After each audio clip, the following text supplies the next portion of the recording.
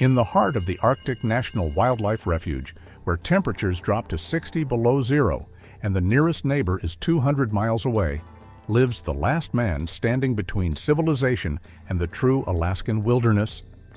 His name is Heimo Korth, and he's the final holdout in America's last frontier. While the rest of Alaska has been developed, regulated, and civilized, Heimo continues to live exactly as the original frontiersman lived, completely dependent on his own skills, his own knowledge, and his own determination to survive in the harshest environment on the continent. For over 40 years, he's trapped, hunted, and survived in the Arctic National Wildlife Refuge, one of the most remote and unforgiving places on Earth. No roads lead to his cabin, no power lines bring electricity, no supply trucks deliver food or fuel. He lives by the seasons, following the ancient rhythms of the Arctic. When the caribou migrate, he hunts. When the rivers freeze, he traps. When the storms come, he endures. This isn't a romantic adventure or a temporary escape from modern life. This is a man who has chosen to live permanently on the edge of survival, where every decision matters and every mistake could be fatal. But what drives a man to choose such an extreme lifestyle? How does he survive in conditions that would kill most people within hours? And what does his story tell us about the price of true freedom in modern America?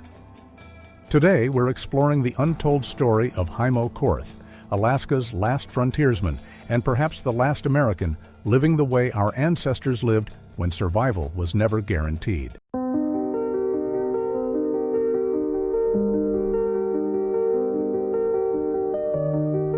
Heimo Korth wasn't born in Alaska.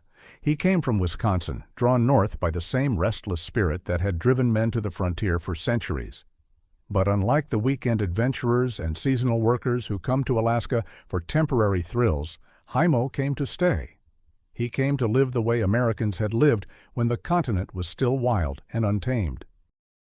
The journey north, from Wisconsin farm boy to Arctic trapper, 1970 to 1985. The Greyhound bus pulls away from the Fairbanks station, leaving 22-year-old Heimo Korth standing alone with everything he owns packed into 2 duffel bags. It's 1974, and Alaska is still the last frontier, a place where a man can disappear into the wilderness and live by his own rules if he has the skills and the courage to survive. Heimo has both, but he doesn't know it yet. He's come north with dreams of adventure and independence, but like most young men who head to Alaska, he has no real understanding of what the wilderness demands. He has farm boy toughness and a willingness to work, but he lacks the specialized knowledge that separates survivors from casualties in the Arctic. His education begins immediately. Alaska in the 1970s is still wild enough to kill the unprepared, and Heimo learns quickly that the romantic vision of frontier life bears little resemblance to the brutal reality of Arctic survival. The cold is beyond anything he experienced in Wisconsin. The isolation is complete and unforgiving. The margin for error is non-existent. But Heimo also discovers something about himself that he never knew existed. He thrives in conditions that break other men. The challenges that drive most people back to civilization only make him more determined to master the skills necessary for wilderness survival. His first job is working construction in Fairbanks, but Heimo's real education happens during his time off when he begins learning from the old-timers who still remember when Alaska was truly wild. These men, trappers, hunters, and bush pilots who had lived through Alaska's territorial days, become his teachers in the arts of wilderness survival. From them, Heimo learns the fundamentals of Arctic survival that no book or modern course can teach. He learns to read weather patterns that can mean the difference between life and death. He learns to identify the subtle signs that indicate where game animals travel and feed. He learns the 1,000 small details that separate successful wilderness living from fatal mistakes. The trapping education begins when Heimo meets Phil Jagow, an experienced trapper who recognizes something in the young man that reminds him of his younger self. Jagow becomes Heimo's mentor, teaching him not just the technical skills of trapping, but the deeper knowledge of how to live in harmony with the Arctic environment. Under Jagau's guidance, Heimo learns to construct and maintain trap lines that can extend for hundreds of miles through some of the most remote country in North America. He learns to identify the best locations for different types of traps, how to prepare and preserve furs for market, and how to manage trap lines efficiently during the short Arctic winter when trapping is possible. But more importantly, Jagau teaches Heimo the mental disciplines necessary for long-term wilderness survival, the ability to work alone for months at a time, the patience to wait for the right conditions before making critical decisions, the psychological toughness to endure isolation, cold, and constant physical demands without losing focus or determination. The cabin construction project that Heimo undertakes in the late 1970s demonstrates his growing mastery of Arctic survival techniques. Working alone and using only hand tools, Heimo builds a cabin that can withstand Arctic conditions while providing the comfort and functionality necessary for year-round wilderness living. The cabin design reflects Heimo's understanding of Arctic construction principles that we've explored in videos like How Appalachian People Heated Their Cabins Back in the Day. The foundation is built to prevent frost heaving. The walls are constructed with insulation techniques that can maintain interior warmth even when outside temperatures drop to 60 below zero. The roof is engineered to handle massive snow loads without collapse. But the real test of Heimo's cabin comes during his first winter alone in the wilderness. Cut off from all outside contact for months, dependent entirely on his own preparations and skills, Heimo faces the ultimate test of his wilderness education. The winter of 1979 to 1980 nearly kills him, but it also proves that he has mastered the skills necessary for independent Arctic survival. The food procurement and preservation techniques that Heimo develops during his early years demonstrate his understanding of the seasonal rhythms that govern Arctic survival. Unlike the lower 48, where food can be procured year-round, the Arctic offers only brief windows when hunting and fishing are productive. Heimo learns to maximize these opportunities and preserve enough food to sustain him through the long months when procurement is impossible. His hunting techniques combine traditional methods with practical innovations adapted for Arctic conditions. He learns to hunt caribou during their migrations, taking advantage of the brief periods when thousands of animals pass through his territory. He masters the techniques for processing and preserving large quantities of meat quickly before spoilage can occur in the brief Arctic summer. The fishing strategies Heimo develops take advantage of the short summer season when Arctic rivers and lakes are ice-free. He learns to identify the most productive fishing locations and the techniques that can provide maximum protein yield during the brief fishing season. His fish preservation methods ensure that summer fishing can provide protein throughout the winter months. By 1985, Heimo has completed his transformation from Wisconsin farm boy to accomplished Arctic survivor. He has mastered the skills necessary for independent wilderness living and proven his ability to survive alone in one of the harshest environments on Earth. But his real test is still ahead: the decision to make Arctic wilderness living his permanent lifestyle. Life in the Arctic National Wildlife Refuge, building a permanent wilderness home, 1985 to 2000. The helicopter disappears over the horizon, leaving Heimo and his wife Edna alone in the vast expanse of the Arctic National Wildlife Refuge. They are now the only permanent residents in an area larger than most states, with no roads, no neighbors, and no possibility of rescue if things go wrong. It's exactly what Heimo has been working toward for more than a decade. The Arctic National Wildlife Refuge represents the ultimate test of wilderness living skills. Established to preserve the last truly wild ecosystem in North America, the refuge allows no development, no roads, and no permanent structures except for a handful of grandfathered cabins, like the one Heimo has inherited from his mentor, Phil Jagau. Living in the refuge means accepting complete responsibility for your own survival. There are no safety nets, no backup systems, and no margin for error. Every decision has consequences, and every mistake could be fatal. It's the kind of environment that separates genuine wilderness survivors from weekend adventurers. Heimo's daily routine in the refuge reflects the seasonal rhythms that have governed Arctic survival for thousands of years. Summer is the season of preparation, hunting, fishing, gathering, and preparing for the long winter ahead. Fall is the season of final preparations and the beginning of the trapping season. Winter is the season of endurance, when survival depends entirely on the preparations made during the brief summer months. The trapping operation that Heimo develops in the refuge demonstrates his mastery of traditional fur harvesting techniques adapted for modern conditions. His trap lines extend for hundreds of miles through some of the most remote wilderness in North America, requiring weeks of travel by snowmobile, dog sled, and on foot to maintain properly. The trapline construction requires understanding of animal behavior, weather patterns, and wilderness navigation that takes years to master. Each trap must be positioned at locations where target animals travel regularly, but the locations must also be accessible during the harsh conditions of Arctic winter when trap checking is possible. Heimo's trapping techniques combine traditional methods with innovations he has developed through decades of experience. He uses both modern steel traps and traditional deadfall traps, depending on the target species and local conditions. His trap preparation and maintenance techniques ensure maximum effectiveness while minimizing the time and energy required for trapline maintenance. The fur preparation and preservation methods that Heimo has mastered represent skills that few modern Americans possess.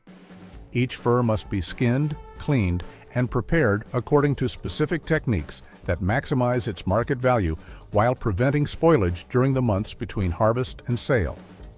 But trapping is only one component of Heimo's survival strategy. The refuge's brief summer season requires intensive food procurement and preservation activities that will sustain him and Edna through the long winter months when hunting and fishing are impossible or unproductive. The caribou hunting that provides the foundation of Heimo's food security demonstrates his understanding of wildlife behavior and migration patterns that have remained unchanged for thousands of years. The caribou migration through the refuge is one of the last great wildlife spectacles in North America, and Heimo has learned to position himself to take advantage of this annual event. His caribou hunting techniques reflect the same efficiency and conservation principles that governed Native American hunting for centuries. He takes only what he needs, uses every part of the animal, and ensures that his hunting activities don't disrupt the migration patterns that are essential for the herd's long-term survival. The meat preservation methods that Heimo uses to process hundreds of pounds of caribou meat demonstrate techniques that we've explored in videos like How to Make Jerky in the Wilderness Like a Mountain Man. Working quickly in the brief Arctic summer, Heimo must process large quantities of meat before spoilage can occur, using smoking, drying, and freezing techniques that will preserve the meat for months. The fishing strategies that Heimo employs during the brief ice-free season take advantage of Arctic char, grayling, and other fish species that provide essential protein and variety in his wilderness diet. His fishing techniques are adapted for the short Arctic summer when fishing is productive, and his fish preservation methods ensure that summer fishing can contribute to winter food security. But perhaps Heimo's greatest achievement during this period is the development of a sustainable lifestyle that can continue indefinitely without outside support. Unlike survival situations that are temporary by nature, Heimo has created a permanent way of life that doesn't depend on modern infrastructure or supply chains. The energy systems that Heimo develops for his refuge cabin demonstrate his understanding of renewable energy principles adapted for Arctic conditions. Solar panels provide electricity during the brief summer months when daylight is continuous. Wind generators supplement solar power during the long winter nights.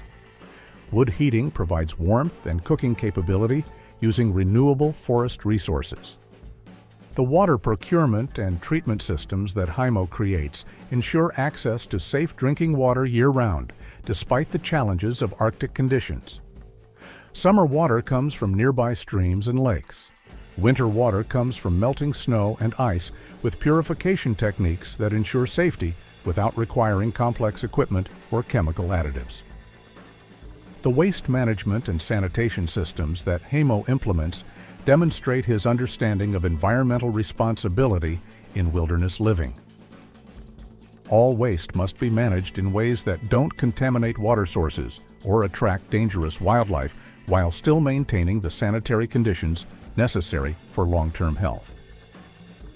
By 2000, Heimo has created a lifestyle that represents the pinnacle of modern wilderness living. He has proven that it's still possible for Americans to live independently and sustainably in the wilderness, but only for those who possess the skills, knowledge, and determination that such a lifestyle demands. Tragedy and Resilience: Surviving Loss in the Wilderness, 2000 to 2010. The radio crackles to life in Heimo's cabin, bringing news that will test his wilderness resilience in ways he never imagined.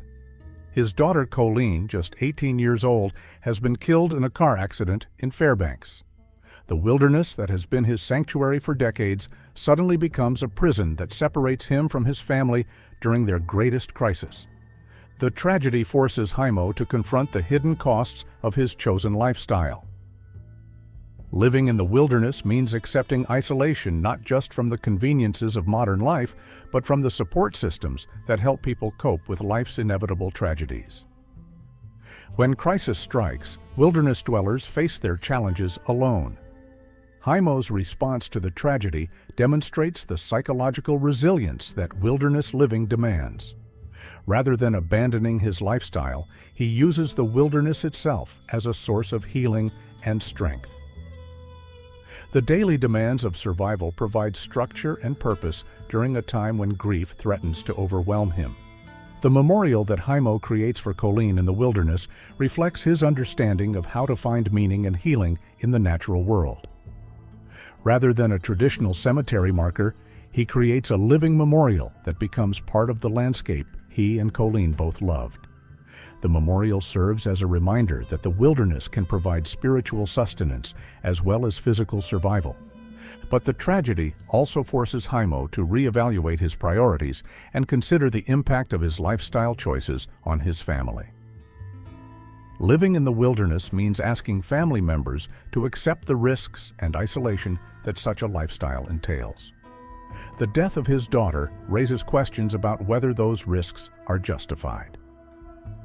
Heimo's decision to continue his wilderness lifestyle, despite the tragedy, demonstrates his belief that the benefits of wilderness living outweigh the costs.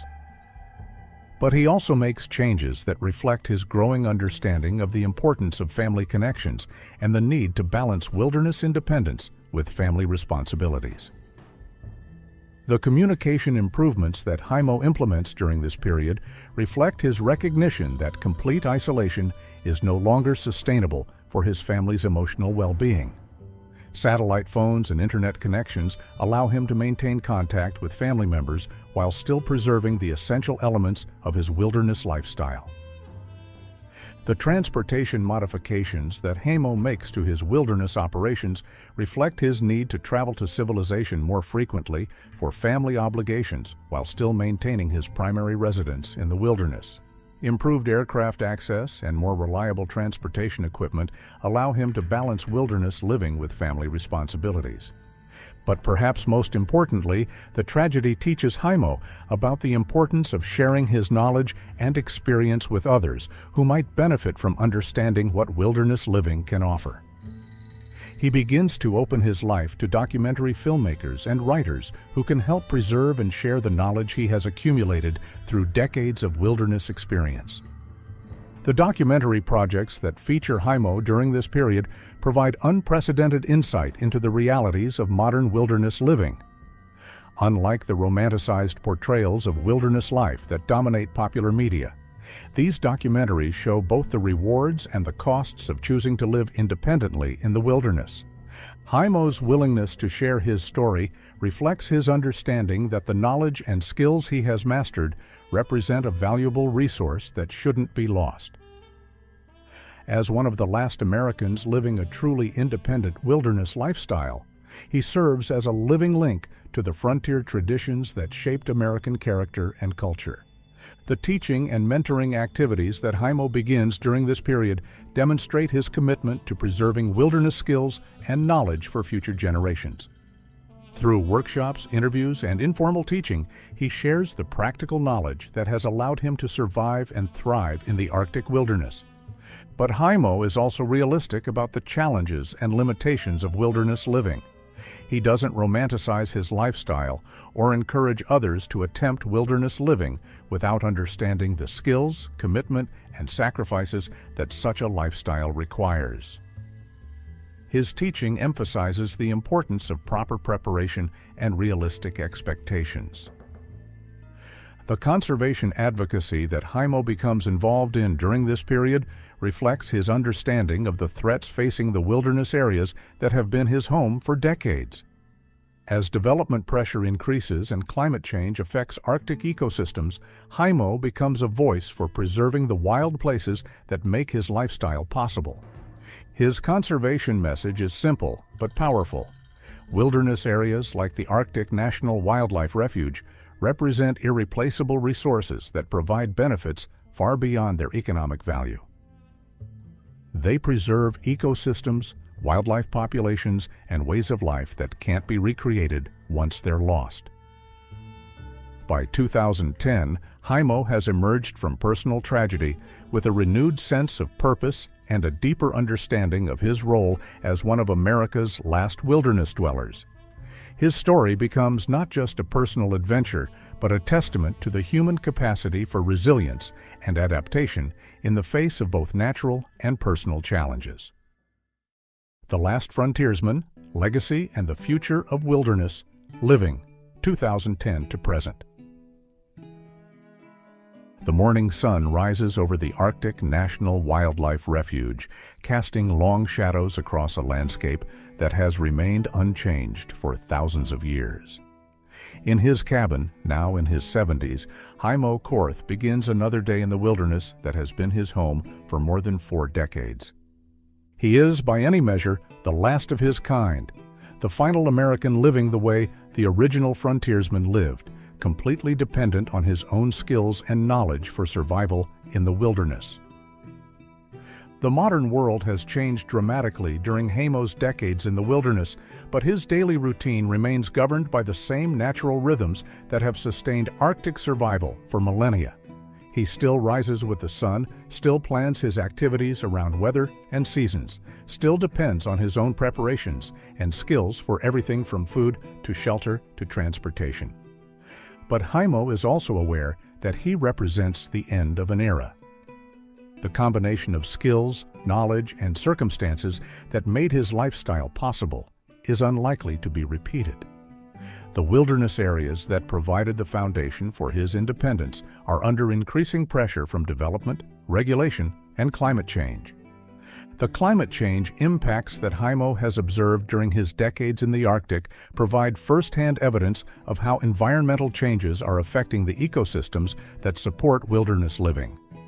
Changing weather patterns, shifting wildlife populations, and altered seasonal rhythms all affect the delicate balance that makes independent wilderness survival possible. Heimo's observations of environmental change carry special weight because they come from someone who has lived intimately with Arctic ecosystems for decades. His knowledge of normal patterns and cycles allows him to identify changes that might not be apparent to casual observers or short-term researchers. But Heimo's response to environmental change demonstrates the adaptability that has characterized his entire wilderness career. Rather than being defeated by changing conditions, he modifies his techniques and strategies to work within the new realities while preserving the essential elements of his independent lifestyle. The technological adaptations that Heimo has incorporated into his wilderness lifestyle reflect his pragmatic approach to balancing independence with practicality. Solar panels, satellite communications, and modern transportation equipment allow him to maintain his wilderness lifestyle while staying connected to family and emergency services. But Heimo is careful to ensure that technology serves his wilderness lifestyle rather than replacing it. He uses modern tools to enhance his traditional skills rather than substituting for them. His approach demonstrates how technology can support wilderness independence without undermining the self-reliance that makes such independence meaningful. The knowledge preservation activities that have become increasingly important to Heimo during his later years reflect his understanding that the skills and experience he has accumulated represent a valuable resource that shouldn't be lost.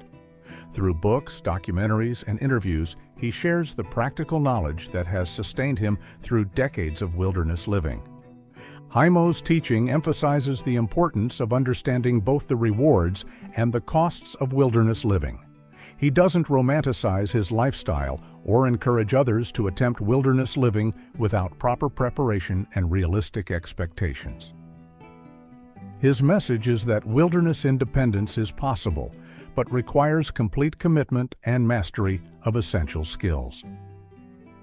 The survival techniques that Heimo has mastered and refined during his decades in the wilderness represent a complete technology for independent living that doesn't depend on complex industrial systems or global supply chains. His methods for shelter construction, food procurement, tool making, and resource management provide a blueprint for sustainable living that could be valuable in an uncertain future. These techniques, which we've explored in videos like 7 Winter Survival Skills Every Frontier Family Knew and Mountain Men's Hidden Survival Secrets, represent knowledge that was once common among Americans but has been largely forgotten in our modern technological society. The philosophical insights that Heimo has gained through his wilderness experience provide perspective on the relationship between independence, security, and happiness that challenges many modern assumptions.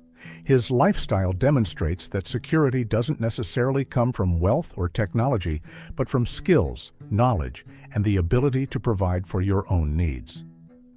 Heimo's philosophy emphasizes the importance of self-reliance, not as an end in itself, but as a foundation for genuine freedom and independence.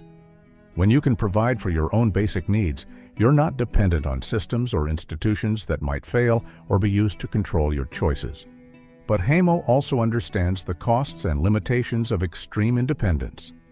His lifestyle requires sacrifices that most people aren't willing to make, and it's not suitable for everyone.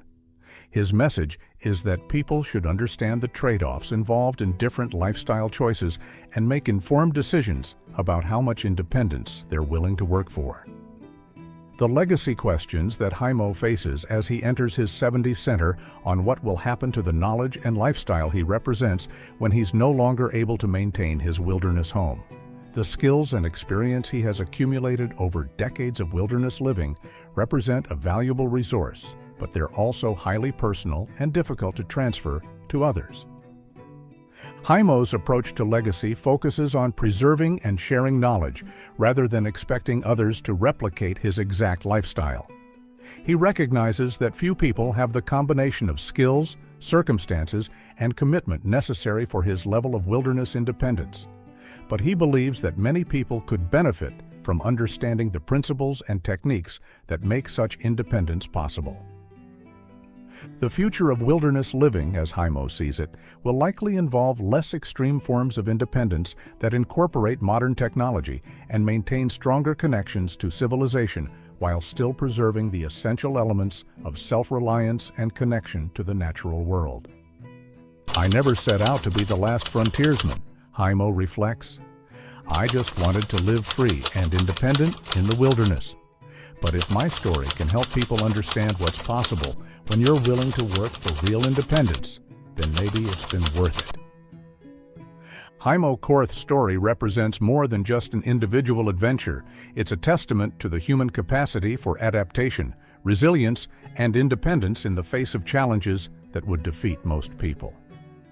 His life demonstrates that the frontier spirit that built America isn't just a historical curiosity, but a living tradition that can still inspire and guide us in an uncertain world. No fire, no food, no hope. The blizzard has been raging for 6 days now, and the Caldwell family huddles together in their one-room cabin as the temperature plummets to 20 below zero. Outside, the wind howls like a living thing, driving snow through every crack in the walls and burying their woodpile under 8 feet of drifts. Their last piece of firewood burned out 2 days ago. The food ran out yesterday morning. Sarah looks at her 3 children, ages 4, 7, and 9, and sees the hollow look of hunger beginning to settle in their eyes.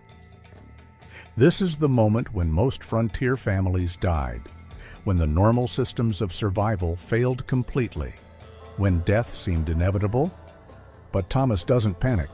He learned the hard lessons of frontier survival from his father, who survived the brutal winter of 1856 when an early blizzard trapped his family for 3 weeks without adequate supplies. Thomas knows that families who survived these ordeals didn't do it through luck. They did it through knowledge, preparation, and techniques that could sustain human life, even when everything seemed hopeless. This knowledge separated the families who lived to tell their stories from those who became grim statistics in frontier mortality records. When the normal systems of survival failed, when the fire went out and the food ran out, experienced frontier families had backup systems that could keep them alive for weeks using nothing but their knowledge and whatever materials they could find. The ability to survive without fire or food wasn't just about enduring hardship. It was about understanding human physiology, recognizing emergency food sources, creating heat without fuel, and maintaining hope when death seemed inevitable. How did frontier families generate life-sustaining heat without fire or fuel? What emergency food sources could they find even in the depths of winter? Which survival techniques could sustain entire families for weeks when their normal systems failed? And how did they maintain the psychological strength needed to survive when hope seemed lost? Today, we're exploring the desperate but ingenious methods that frontier families used to survive weeks without food or fire. Techniques that saved thousands of lives during the most brutal periods in American frontier history. My name is Sam, and this is Wild America. The survival of frontier families during extreme deprivation required a combination of physiological knowledge, resource identification, improvisation skills, and psychological resilience that went far beyond normal pioneer capabilities. These techniques represented the difference between life and death when normal survival systems completely failed. Body heat conservation, creating warmth without fire or fuel. Thomas Caldwell gathers his family into the smallest room of their cabin and begins implementing the heat conservation techniques that his father taught him. Every action is deliberate, every decision based on understanding how the human body generates, retains, and loses heat in extreme conditions. The first priority is creating a microenvironment that can trap and amplify the family's natural body heat. Thomas moves the family into the cabin's interior corner, the area farthest from exterior walls and most protected from wind infiltration. This location provides the best foundation for heat conservation techniques. The layering system development was critical for maximizing the effectiveness of available clothing and bedding. Frontier families learned to create insulation systems using multiple thin layers rather than single thick layers, trapping air between layers to create effective insulation even with limited materials. The shared body heat techniques took advantage of the fact that multiple people could generate more heat together than individually. Families learned to sleep in close physical contact, sharing body heat through direct skin contact and shared breathing spaces that warmed the air they breathed. The breathing heat recovery methods captured and reused the heat from exhaled breath. Families learned to create enclosed spaces around their heads and upper bodies that trapped warm exhaled air, creating warmer microclimates that could raise the effective temperature by several degrees. The insulation material improvisation used whatever materials were available to create effective insulation barriers. Clothing, bedding, paper, straw, and even animal hair could be used to create insulation layers that trapped body heat and prevented heat loss to the environment. The shelter modification techniques reduced the volume of space that needed to be heated by body heat alone. Families learned to create smaller enclosed spaces within their cabins, using blankets, clothing, and furniture to create heat-retaining enclosures that concentrated their body heat. The activity and exercise protocols generated additional body heat through controlled physical activity. Families learned to perform exercises and movements that increased circulation and heat generation without consuming excessive energy or causing sweating that could lead to dangerous heat loss.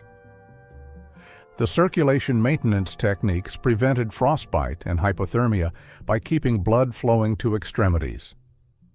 Families learned massage techniques, movement patterns, and positioning methods that maintained circulation even during extended periods of cold exposure. The clothing management strategies maximized the heat retention properties of available clothing. This included techniques for drying wet clothing using body heat, creating additional insulation layers, and managing clothing to prevent heat loss while maintaining mobility and function. The sleep positioning methods optimized heat sharing and retention during rest periods. Families learned specific sleeping arrangements and positions that maximized shared body heat while ensuring that everyone could rest effectively despite cold conditions.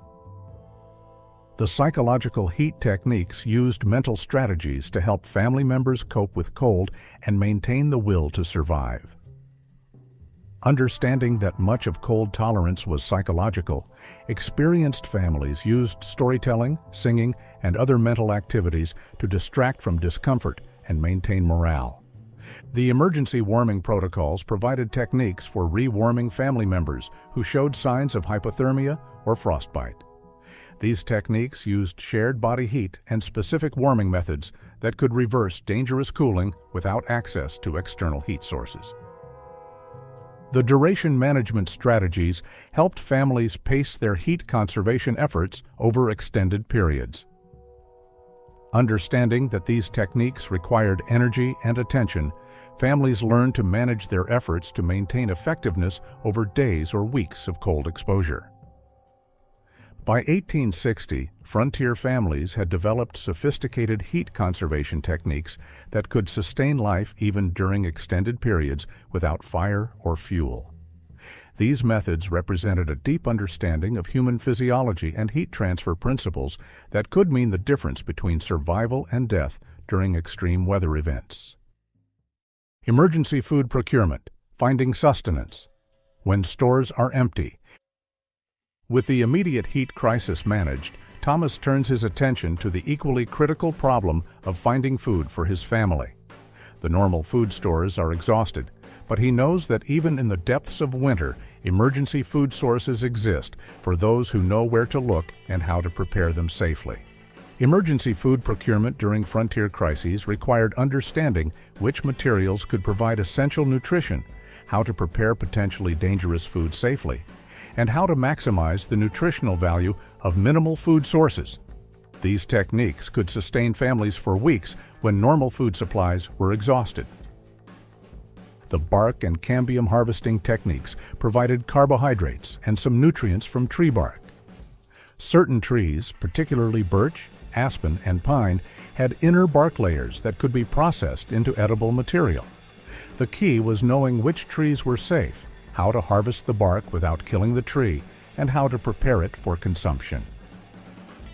The root and tuber identification allowed families to find underground food sources even during winter months. Certain roots remain viable under snow and frozen ground, providing essential carbohydrates and nutrients. Families learned to identify the above-ground signs of edible roots and techniques for extracting them from frozen ground. The seed and nut recovery involved finding stored food sources that animals had cached for winter. Squirrels, chipmunks, and other animals created food caches that could be located and harvested during emergencies. This required understanding animal behavior and the signs that indicated hidden food stores. The preserved food recovery techniques involved finding and utilizing food that had been naturally preserved by cold, drying, or other environmental conditions. This included frozen meat from animal carcasses, naturally dried berries and fruits, and other foods that remained edible despite being exposed to harsh conditions. The leather and hide consumption provided emergency protein and nutrients from leather goods, rawhide, and other processed animal materials. While not ideal food sources, these materials could be processed into edible form and provided essential nutrients during starvation conditions. The bone and marrow extraction techniques recovered valuable nutrients from animal bones that might otherwise be discarded. Bone marrow provided essential fats and proteins, while bones themselves could be processed into broths that provided nutrients and helped stretch other food sources. The plant material processing involved preparing normally inedible plant materials for consumption. This included techniques for removing toxins from potentially poisonous plants, processing fibrous plant materials to extract nutrients, and preparing plant materials to maximize their nutritional value. The portion control and rationing strategies maximized the survival value of limited food sources. Families learned to distribute small amounts of food to maintain energy and morale while stretching supplies over extended periods. This required understanding human nutritional needs and the psychology of hunger. The preparation and cooking techniques made emergency foods more palatable and digestible.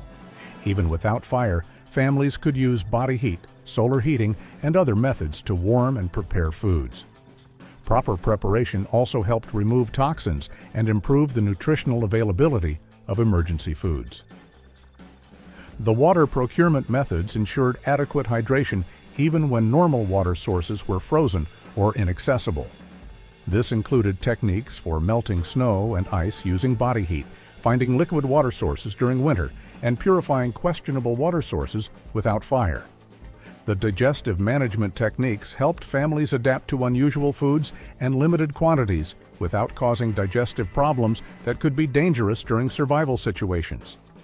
This included understanding how to introduce new foods gradually and how to manage hunger and digestive discomfort. The psychological aspects of emergency eating addressed the mental challenges of consuming unpalatable or unusual foods. Families learned techniques for overcoming food aversions, maintaining morale during hunger, and using food rituals to maintain family cohesion during crisis periods. The safety protocols prevented food poisoning and other problems that could be fatal during survival situations. Families learned to identify dangerous foods, test unknown foods safely, and recognize signs of food-related illness that required immediate attention. By 1880, frontier families had developed comprehensive emergency food procurement systems that could sustain life even when normal food sources were completely exhausted. These techniques represented detailed knowledge of local ecosystems and human nutrition that could provide the margin of survival during the most desperate circumstances. Shelter optimization, maximizing protection without external heat sources. As the third day without fire stretches into evening, Thomas focuses on optimizing their shelter to provide maximum protection from the elements using only the materials available within their cabin. Every modification is designed to create warmer microclimates and reduce heat loss without requiring external fuel sources. Shelter optimization during extreme conditions required understanding heat transfer, air movement, and insulation principles that could be applied using only materials available in typical frontier homes. These techniques could dramatically improve survival conditions even without fire or fuel. The draft elimination process involved identifying and sealing every source of cold air infiltration. Families learned to use clothing, bedding, paper, and other materials to seal cracks, gaps, and other openings that allowed cold air to enter their living space. Even small drafts could significantly reduce the effectiveness of body heat conservation. The space reduction techniques created smaller areas that could be heated more effectively by body heat alone. Families learned to use furniture, blankets, and other materials to create enclosed spaces within larger rooms, concentrating their body heat in areas small enough to be warmed by human heat generation. The insulation barrier construction involved creating additional insulation layers on walls, floors, and ceilings using available materials. Clothing, bedding, straw, paper, and other materials could be used to create insulation barriers that reduced heat loss to the exterior environment. The floor insulation methods prevented heat loss to cold floors and ground. Families learned to create insulation layers using rugs, clothing, straw, and other materials that provided barriers between their bodies and cold surfaces that could rapidly drain body heat. The ceiling heat retention techniques prevented warm air from escaping through roof areas. Understanding that warm air rises, families learned to create barriers and enclosures that trapped warm air at human level rather than allowing it to escape to unused upper areas of their shelters.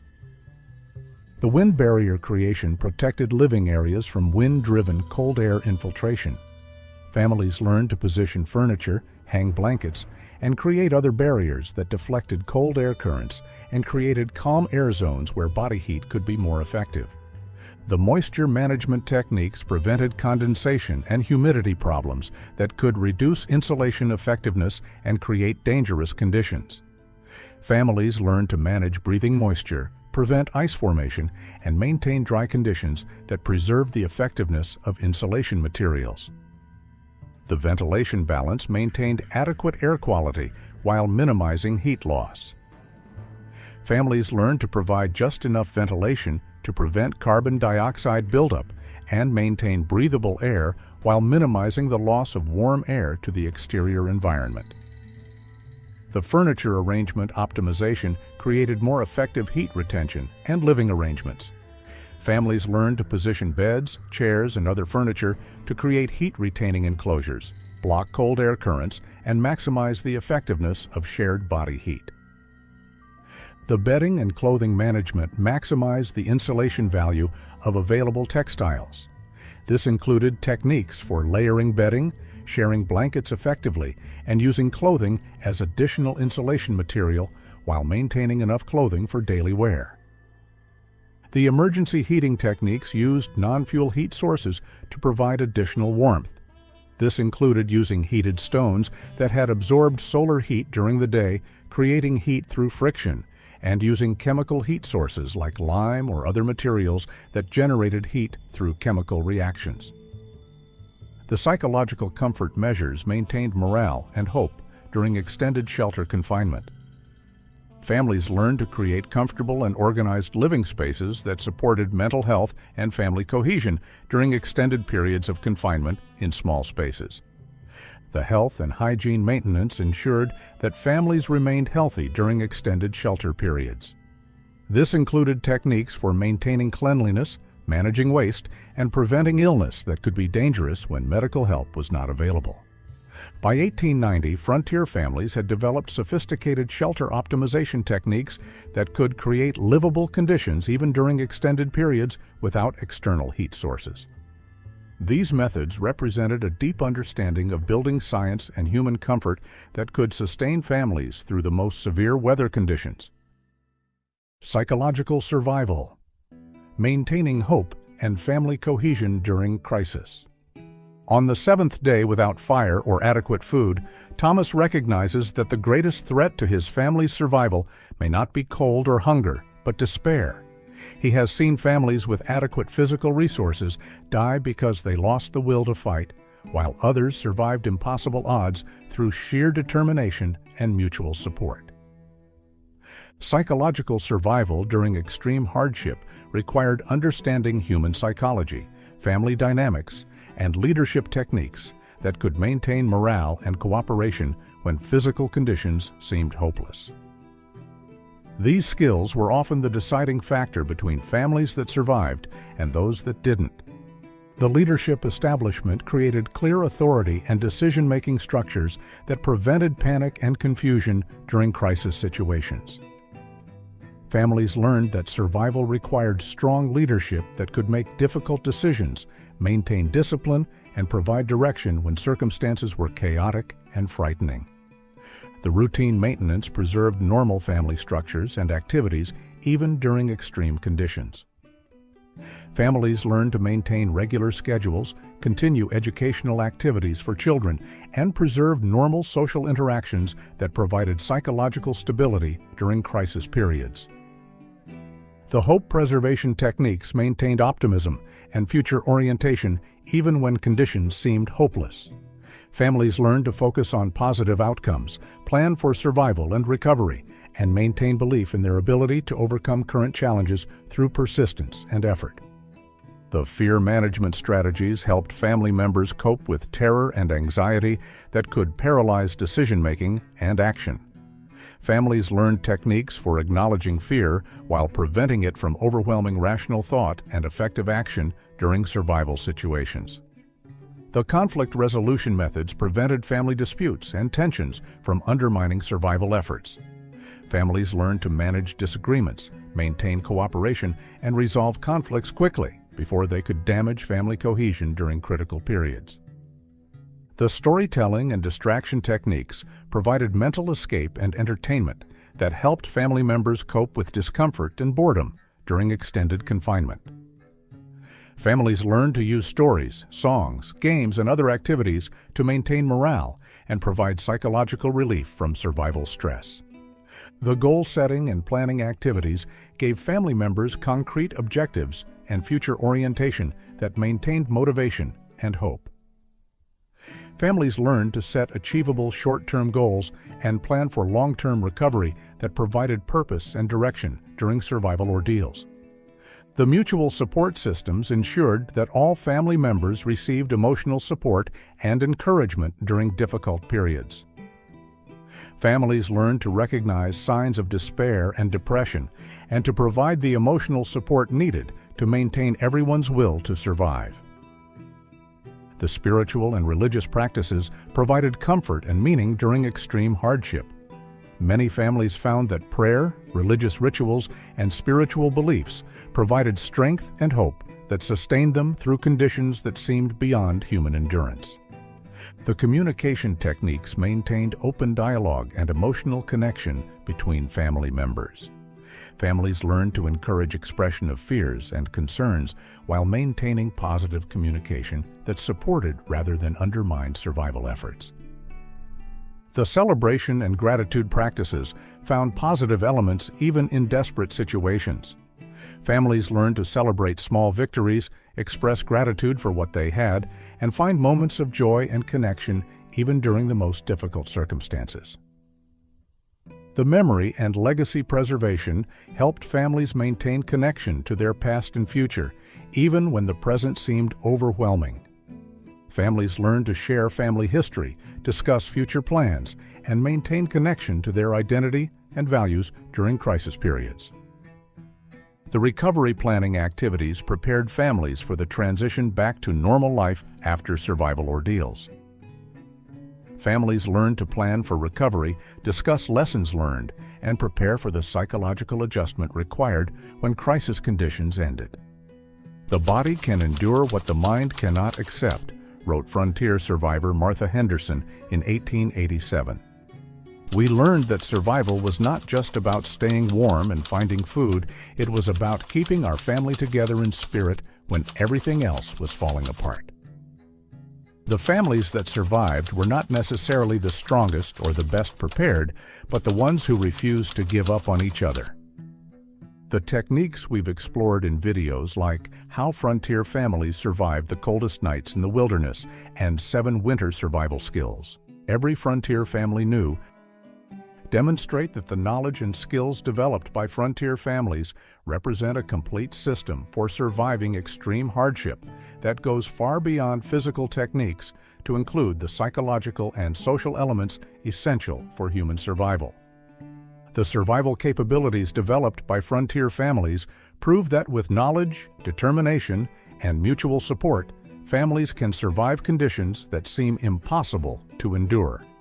These techniques represent the ultimate test of human resilience and demonstrate that the bonds of family and community can provide the strength needed to overcome almost any challenge.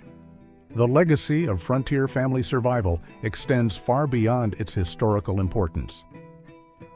In an age of increasing uncertainty and potential crisis, the ability to maintain family cohesion and hope during extreme hardship represents valuable knowledge that remains relevant for anyone who values family resilience and preparedness.